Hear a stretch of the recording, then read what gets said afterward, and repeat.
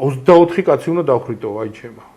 ჯერ ერთი სულ ტყუილუბრა ვიღაცას პენსნე დაუნახეს და შენო მენშევიკი იქნებიო და მოდიოდა ურმით კაცი და გძელი წვერი ქონდა და შენო დიაკვანი იქნებიო. ამან უთხრა არა მე შვილი გარდამეცვალე გლოვიარე ვარო წვერი იმიტომ აქო და ის მიაყოლეს. წარმოიდგინეთ. ანუ ესეთი ფაქტები ხდებოდა საერთოდ როდესაც შეცდომას უშვებს ხო გარკვეული სისტემა. თავიდან თითქოს დიდად არ შორდება და მე გადადის სრულ პარანოიაში და სიგიჟეში. აი თქვათ რაც ნაცისტებს დაემართათ რომ ცივსისხლიანად შეეძლო თქვათ იცვალებულის ოქროს კბილები თუ თმები ჯაგრისების ეხლა ეს ხო სულ წარმოუდგენელია ამ პოზიციიდან მაგრამ როდესაც გარკვეულწილად გამტკიცდები შენ ტყუილში ხო მე არ არსებობს აი არ აქვს ფსკერი ჯოჯო თან რაღაც ზღვარზე რო გადახვალ ხო არა მე უკვე როგორიც არც უყურებდნენ არაფერს რა ათონის მთიდან რომლებიც დაბრუნდნენ იქ გარკვეულწილები მოღვაწეობდნენ და შემდგომ დაბრუნდნენ საქართველოში და ეს ხალხი ვინც უცხოეთში გაატარა წლები და ენები იცოდა გახდნენ ერთ-ერთი პირველი სამიზნე. კომუნისტებს არ უყვარდათ ეს ხალხი